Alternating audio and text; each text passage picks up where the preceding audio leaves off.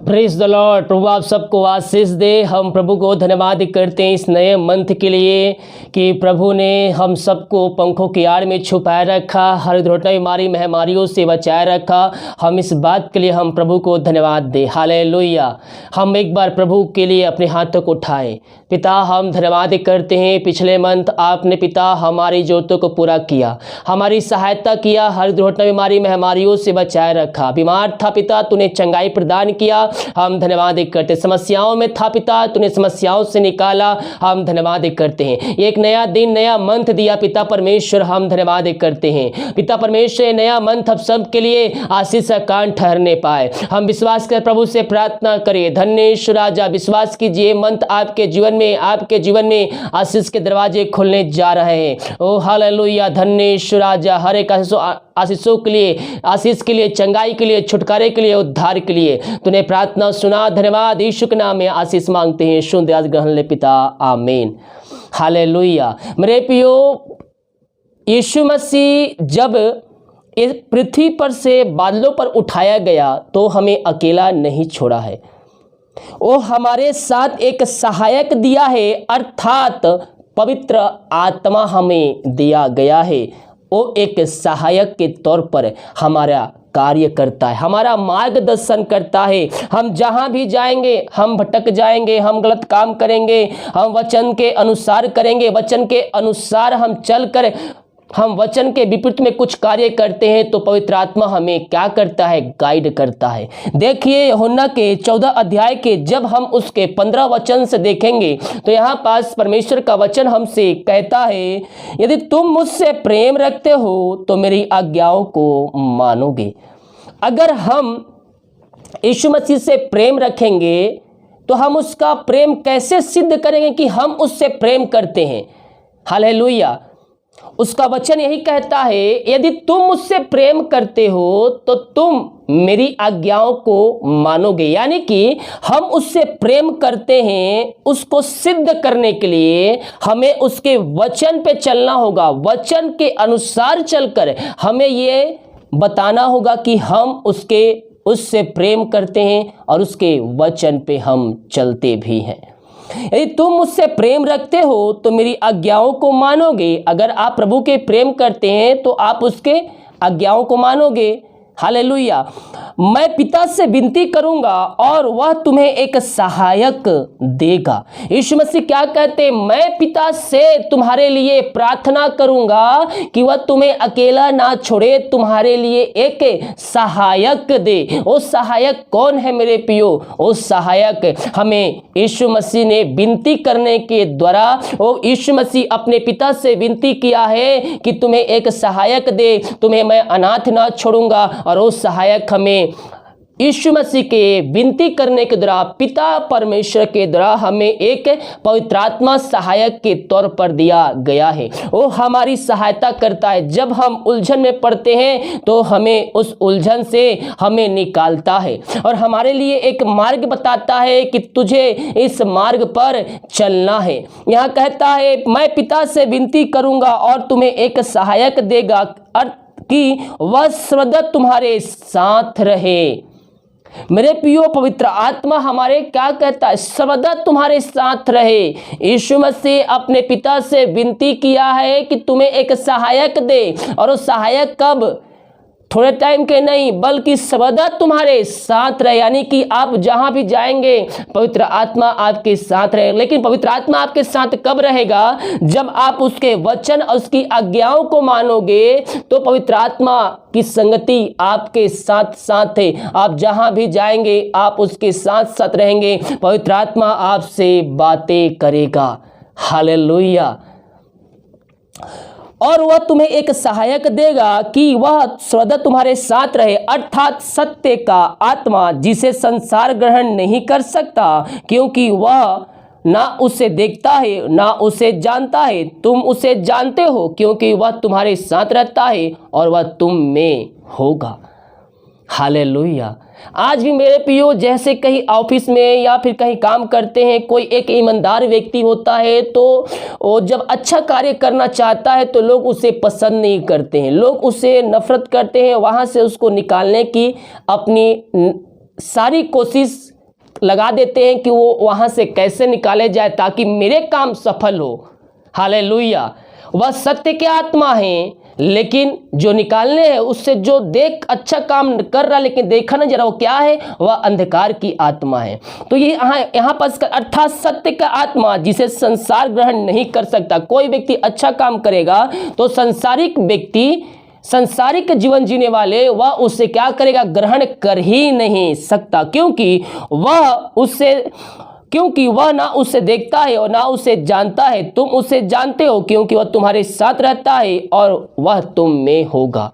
यीशु मसीह ने हमसे वादा किया है, मेरे प्रियो, मैं ना तुझे छोड़ूंगा, मैं ना तुझे त्यागूंगा, मैं तुम्हें अनाथ नहीं छोड़ूंगा।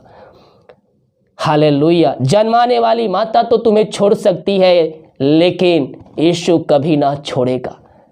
ओ हमारे मृत्यु तक अगुवाई करने वाला परमेश्वर है। विश्वास कीजिए मेरे प्रियो, इस महीना परमेश्वर आपकी सहायता करने जा रहा है। आपके रास्ते बंद हैं, आप सोच रहे हैं कि अब मैं ये कार्य करने में असमर्थ हूँ, आप अपनी बुद्धि से कार्य करने में असमर्थ हो चुके हैं, तो प्रभु से प्रार्थना कीजिए। प्रभु आपको सामर्थ्य देगा, बुद्धि देगा, ज्ञान देगा और उन कार्यों में आपकी सहायता, सफलता को देगा। पवित्र आत्मा आपकी सहायता करेगा उन कार्यों में करने के लिए। ओ रिबा सीख है प्रभु जी, इन सभी के जीवन तू आशीष को दे दिया, हम धन्यवाद करते हैं।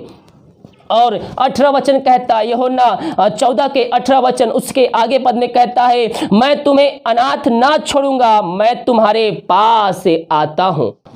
हालेलुया। यीशु मसीह क्या कहता है, मैं तुम्हें अनाथ ना छोड़ूंगा, मैं तुम्हारे पास आता हूं।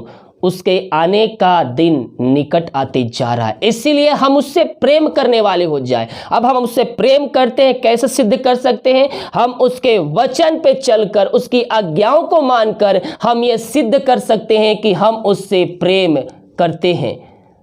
हालेलुया। यह वचन कहता है, मैं तुम्हें अनाथ ना छोड़ूंगा, मैं तुम्हारे पास आता हूं। थोड़ी देर रह गई है कि फिर संसार मुझे देखेगा, परंतु तुम मुझे देखोगे, इसीलिए कि मैं जीवित हूं, तुम भी जीवित रहोगे। यीशु मसीह हमारे खातिर क्रूस पर चढ़ाया गया, मुर्दों से मारा गया, गड़ा गया और तीसरे दिन मुर्दों में से जीवित हो गया और वो आज हमारे साथ है। स्वर्ग से विराजमान उसकी आंखें हमारी ओर निहार रहा है। और जब हम संकट में पड़ते हैं, कलेशों में पड़ते हैं और कार्यों को करने में असमर्थ होते हैं, तो प्रभु हमारी सहायता करता है। ओ हालेलुया। वो कहता है, क्या कहता, देखिए थोड़ी देर रह गई है कि फिर संसार मुझे ना देखेगा, परंतु तुम मुझे देखोगे। संसारिक के जीवन जीने वाले व्यक्ति उसको नहीं देख सकते हैं, लेकिन आत्मिक तौर पर जो व्यक्ति हैं, जो आत्मा के चलाए चल रहे हैं, वह उससे देख सकते हैं, उससे प्रार्थना कर सकते हैं, उससे बातचीत कर सकते हैं।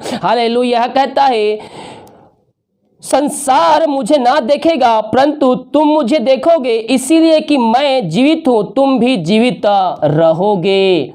हालेलुया। ये मृत्यु जब हो जाएगी मेरे प्रियो, इसके बाद भी एक जीवन है। जो व्यक्ति प्रभु के वचन पे चलते हुए मसीह में सो गया है, वह फिर जिलाया जाएगा अपने प्रतिफल को पाने के लिए। हालेलुया। मुर्दे भी जिलाए जाएंगे सर्वप्रथम। जो बुरे काम किए हैं, जो अच्छे काम किए हैं, वो सब एक दिन जिलाए जाएंगे अपने अपने प्रतिफल को पाने के लिए। इसीलिए हम उस दिन के लिए अपने आप को तैयार करें। मैं अक्सर कहता हूँ कि यीशु मसीह का आना अब निकट है। संसार में जो घटनाएं घट रही है, वो सब के आने के दिन का एक चिन्ह है। हालेलुया। इसीलिए हम सतर्क रहें कि हमसे ऐसा कोई कार्य ना हो जाए जो परमेश्वर के विरुद्ध में है। उस दिन तुम जानोगे कि मैं पिता में हूं और तुम मुझ में और मैं तुम में। हालेलुया। यीशु मसीह हम में है। हालेलुया। कहते, ध्यान से सुनिएगा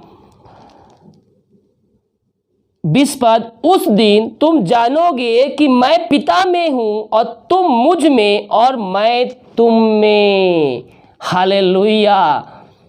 यीशु का आत्मा हमारे अंदर रहता है मेरे प्रियो। हम पवित्र आत्मा को शोकित ना करें, हम उस आत्मा को शोकित ना करें जो परमेश्वर के द्वारा हमें दिया गया है। पवित्र आत्मा शोकित कब हो जाता है? जब हम अपने देह से ऐसा कोई कार्य करते जो परमेश्वर के आज्ञा के खिलाफ हो, उसके वचन के अनुसार नहीं है। अगर अब वो हम कार्य करते हैं तो पवित्र आत्मा हमसे दुखित हो जाता है, हमसे खेत हो जाता है। बीड़ी, सिगरेट, दारू, गुटखा, अपने आप को अपवित्र करना, ये सब सब बातें, ये सब कार्य पवित्र आत्मा को शोकित करता है। इसीलिए हम पवित्र आत्मा को शोकित ना करें कि अंत के दिनों के लिए हमारे ऊपर छाप छोड़ी जाए। हालेलुया। मेरे प्रियो, हम प्रभु के वचन पे चलने वाले हो जाए, उसकी आज्ञा पे चलने वाले हो जाए और हम उससे प्रेम करने वाले हो जाए। जिसका मन व्याकुल है, परमेश्वर आपसे बातें करना चाहता है। यूहन्ना 14 अध्याय के पहले वचन को जब आप देखेंगे तो परमेश्वर का वचन आपसे कहता है तुम्हारा मन व्याकुल ना हो, परमेश्वर विश्वास रखो और मुझ पर भी विश्वास रखो। हालेलुया। हमारा मन व्याकुल नहीं होना चाहिए मेरे प्रियो, हम परमेश्वर विश्वास करने वाले हो जाए, हम उस पर भरोसा करने वाले हो जाए। वो हमारे लिए सब कुछ पूरा करके देने के लिए तैयार है। किसी भी बात की चिंता मत करो, बल्कि हर एक बात में प्रार्थना और धन्यवाद के साथ परमेश्वर के उपस्थित किए जाए। और ये बात सीखा, परमेश्वर आपको इसमें आशीष देगा।